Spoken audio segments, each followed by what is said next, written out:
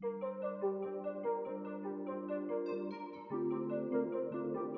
everyone, you're listening to the All Things Private Practice podcast. I'm your host, Patrick.Casale, licensed clinical mental health counselor and addiction specialist and private practice coach and strategist here in Asheville, North Carolina, talking about real issues in small business ownership, becoming an entrepreneur, and really trying to normalize struggles, failures, and triumphs.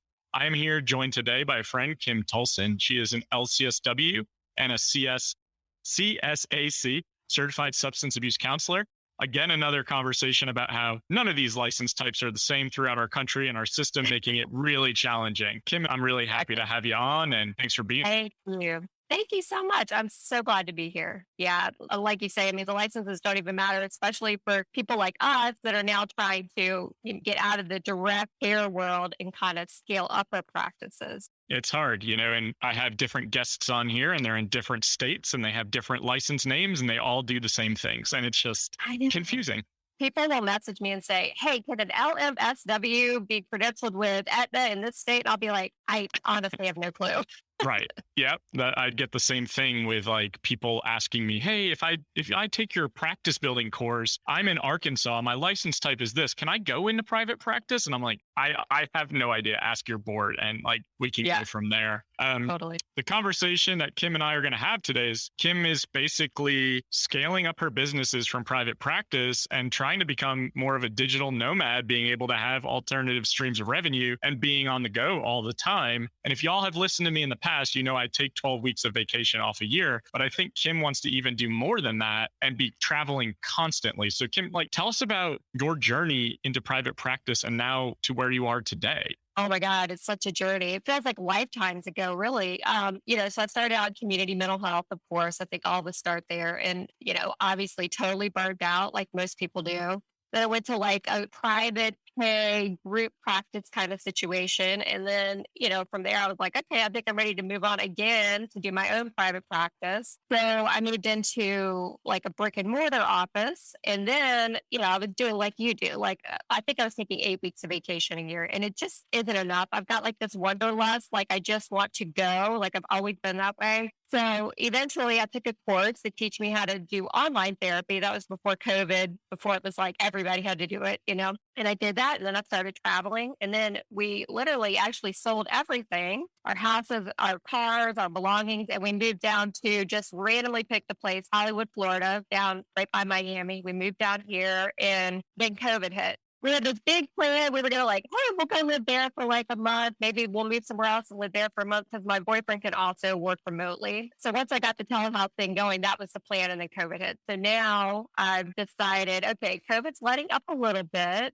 So I've recently launched sort of like a new brand, I guess you would call it, called The Traveling Therapist. And right now I'm just traveling constantly. Pretty much every other week I'm going somewhere, and I'm taking my practice with me. So I see about 10 clients now per week. So I'm doing that while I'm on the road, pretty much is where it's taken me to this point. I'd like to get rid of this apartment we have now and just kind of like do literally like an Airbnb somewhere else every couple of months. That's really wonderful to have that vision come to fruition, and obviously hit some roadblocks with COVID unexpectedly.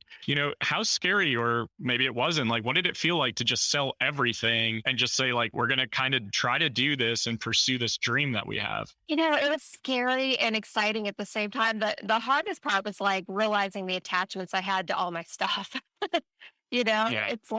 It's like, wow, do I want to sell my bed that I love? It's like that kind of thing. So that was the hardest part for me, really. It wasn't that scary, I don't think. It was more just exciting for me. We're going to embrace the unknown and just do this. And then I always knew okay, if it's not the life for me, I can settle down whenever I want to. So that was kind of what was going through my mind.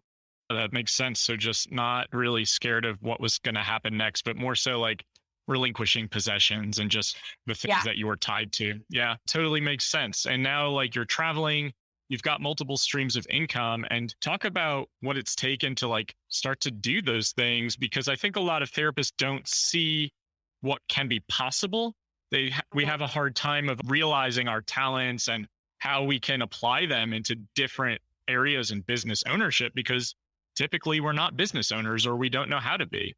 Yeah, I kind of decided I didn't want to see as many clients as I was seeing. So I realized I had to scale up, right? And there's so many ways to do that. Like you can go into a group practice, or you could start doing like group therapy to like serve more people at the same time. Or you can start doing these other side hustles like a lot of us have now, like building courses or training, that sort of thing to sort of serve a lot of people at the same time for more income and then have more time for yourself, for your life. So, I realized that's what I was going to have to do to really live the life I wanted to live, to cut down on my caseload. So what I do is I kind of like just pay attention to areas where people are asking a lot of questions. So like telehealth and insurance billing was a huge thing, especially when I decided to go telehealth. I was like, oh crap, now can I even do this? Because I'm an insurance provider.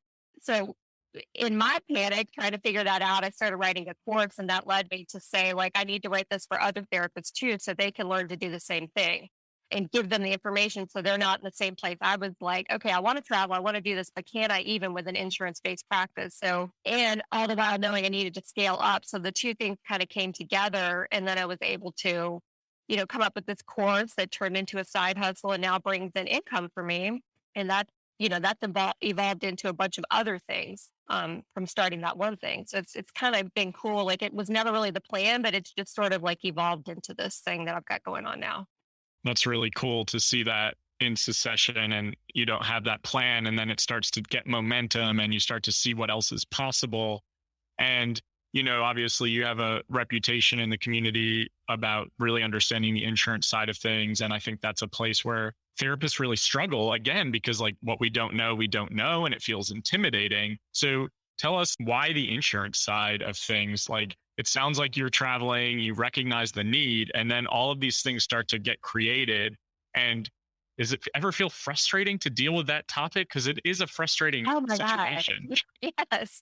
Especially right now, because I mean, not that the pandemic's ending, but a lot of the insurance companies are starting to like pull back on these like blanket telehealth allowances they were making for all the clinicians. So it does start to feel a little bit frustrating, trying to help guide people through it, especially people that want to live the life I'm living. Everybody's worried now. It's like, can I, for example, Blue Cross Blue Shield is now saying you have to like have a physical office located in the state that you're credentialed in, which is insane, right? Because I live in Florida, I'm licensed in Virginia, so that's going to be a problem if they really start enforcing that. So yeah, things like that are huge, But I also feel this calling to like help people navigate it too. So that's why it's really evolved into like a Facebook group and a course. And then I started a membership around it, just to give support around how frustrating that topic really is, because there's so many nuances for therapists. And, a lot of us want to take insurance because it's, it feels like the right thing to do in my practice, like to serve people that want to use their insurance. So I'm willing to navigate the frustrations, but yes, it is extremely frustrating. Yeah. And I think there's a lot of misinformation out there, especially as COVID's been going on, about what you can and cannot do with as an insurance provider. Especially a lot of people I still see to this day, like, can I see anyone in any state right now? Because COVID has this like blanket telehealth law. And it's like, no, you definitely cannot. And you've got to pay attention to like the ever evolving insurance process and requirements. It is a little crazy though. Like if you're licensed in Virginia, living in a different state, traditionally, like we don't have to have an office in that state. So Right. it's really messy and it's really frustrating, and it's frustrating for clients too. Are there like common questions or mistakes or themes that you see with telehealth and traveling and insurance right now with people who need support around that stuff? Well, I think what a lot of people don't realize right now, kind of along what you're saying, is like for example, I was in Las Vegas last week, right? So if you're traveling and working, you need to make sure you can also be providing services in that state, like that they allow you to do that. Even if your clients are in the state of licensure, you still have to check with that state to make sure you can practice there. So a lot of people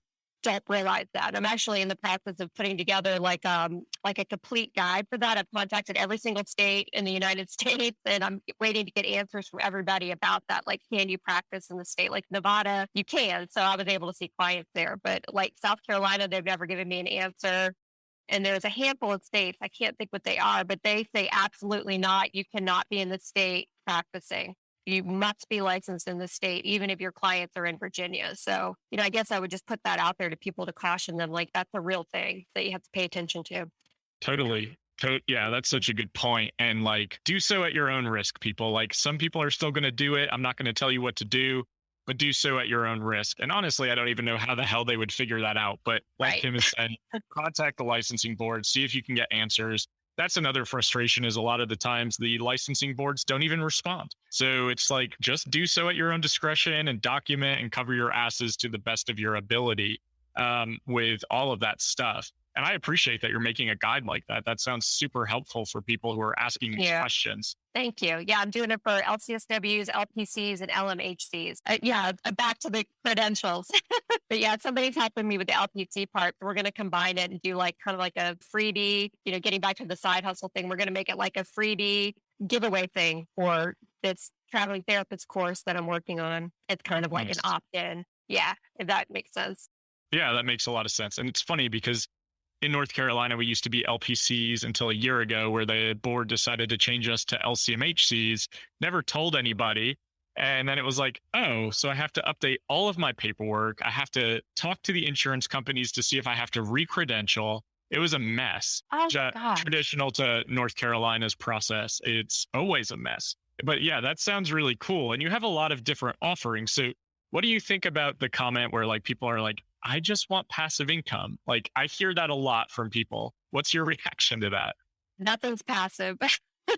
I do have one stream that's pretty passive right now, but it took a lot of building to get it there. I've got like hypnosis MP3 downloads that I sell. Like I had apps made and I sell them on the app stores and also on Etsy. So I'm not doing a lot with that. I don't market it at all, and they just sort of sell themselves. So that's like an exception to the rule. I think the rest of it takes a ton of work, like a lot of just, building your audience and then nurturing your audience and like actually coming up with good products, and then you have to like follow up with that and help people, navigate the products, so there's a lot that comes to it.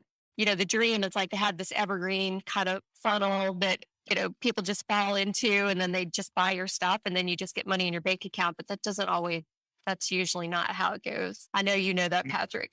I hear this, that comment all the time from people because I think therapists are kind of getting burnt out, and understandably so. And it's like, I want to go into coaching, I want to go into course creation or be an author or whatever. And I applaud all of it. Like, Yeah. it's not straightforward and it's not passive. Like, there is a lot of behind the scenes work. There's a lot of frustrations. There's a lot of potentially thoughts of like giving up and saying like, this can't be successful. I've experienced that. Yeah. With all Yeah. this stuff you're creating, do you experience that ever where you're like, this is just not going to work, or I can't do this? I mean, constantly. Like I'm in the middle of a launch right now of a new product. I've built a new audience and I've got a new product out, and it is like the week that you're launching stuff, or 2 weeks or however long, it is so emotional. That meme where you're refreshing the screen, like if any sales come in, if any sales, I'm like that, and then you get some sales and you feel like on top of the world, and then it's like a day goes by, nothing happens, and it's this constant roller coaster. So yeah, that part. And sometimes it's like, why am I doing this to myself? But then I have to remember I got to travel. I don't want to have to be seeing clients 40 hours a week or whatever. That's so spot on. It is a roller coaster. It Yeah. really is. It's a lot of emotion. It's a lot of vulnerability of, are people going to buy my stuff? If they don't buy my stuff, is it because my stuff isn't as good as other people's stuff?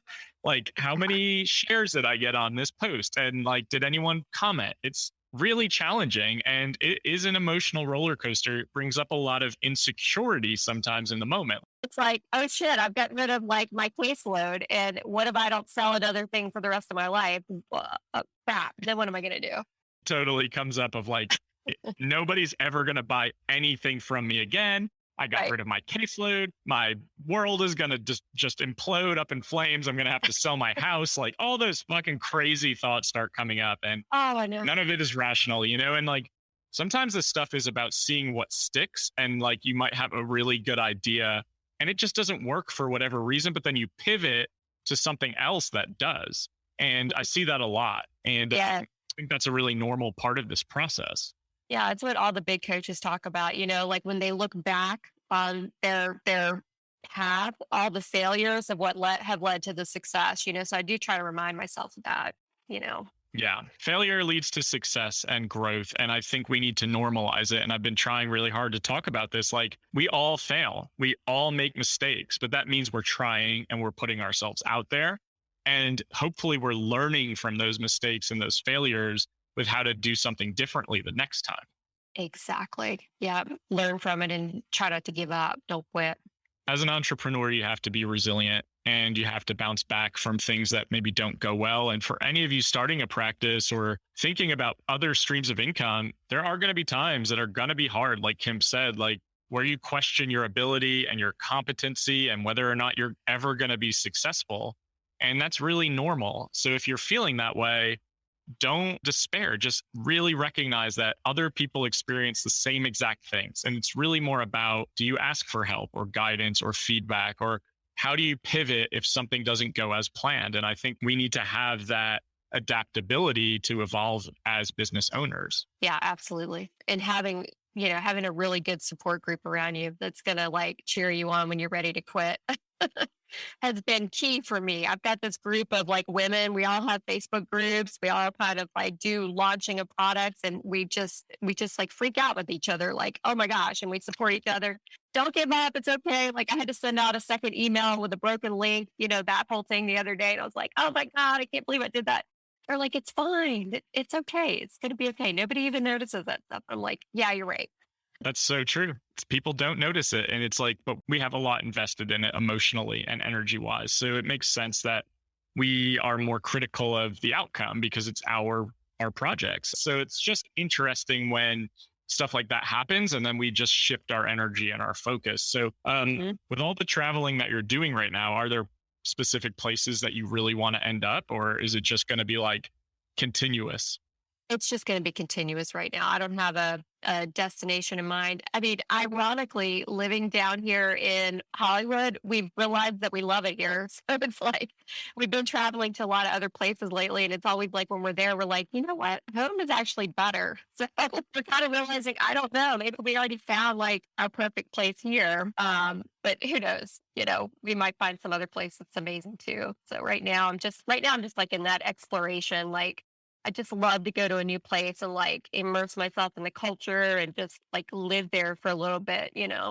Totally. It's a lot easier to acclimate and get familiar and really enjoy and be present if you're not just going for 3 days or you're not just going for a week and turning right back around. And I know a lot of people don't have the luxury of doing that, and other responsibilities or children or pets or whatever. But the beauty of being a small business owner and the reason we leave community mental health jobs is because we want more freedom and autonomy and flexibility.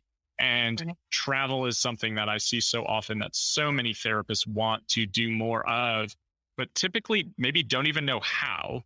Like, what am I going to do for PTO? What am I going to do for X, Y, and Z? And the beauty of it is like you get to make your business what you want to make it.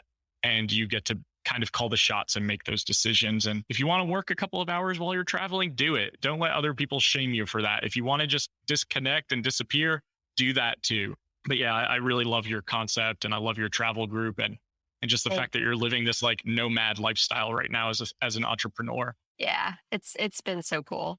And I mentioned that traveling course I'm working on, but I'm so excited about it. And Patrick's actually a contributor to it. I've asked basically every therapist I know that travels to contribute to this course in some way. So, like you said, some people don't know how to do it or how to like travel and work and all that. I'm just so excited about this. And your contribution's great. Patrick's got great tips on how to like make it work. And it can work, like it can. And it's just about understanding how to strategically plan it, in terms of how you speak to your clients, how to step away, how to budget accordingly. And more importantly, like how to disconnect when you're out of the office, because so many of us don't practice what we preach in terms of self-care. And I think as therapists, we really struggle with that. It leads to burnout. And then it makes us really resentful of the jobs that we do. And we just don't want to see that in the profession. It's hard enough as it is. But Kym, tell us where you can be found, where people can get your information, your stuff. Like you've got so much to offer right now. Yeah, so you can go to kymtolson.com, KYMTOLSON.com, or thetravelingtherapist.com. That's brand new. It's not finished, but it's almost there. So I could offer also a couple of different things. So I, specialize in the insurance stuff. So if you want to reach out to me about that, I'm happy to help you. If you want to reach out about the traveling stuff, I'm happy to help you with that. And I just now recently launched a new course that trains virtual assistants how to become insurance billers for your practices. So if you have anybody that you think would want to be trained in that, reach out to me. So there's a bunch of different kind of streams going on right now. A lot of cool stuff, y'all. And that's what you can see for yourselves if you're starting your businesses and you can't see what's next. The ability to get creative as entrepreneurs. I think we all go into small business ownership because we're creative human beings and we have a lot of ideas. And sometimes they work and sometimes they don't, but just continue to try. And really appreciate you being on, Kym, and you can find her information. We'll share that in the links in the podcast.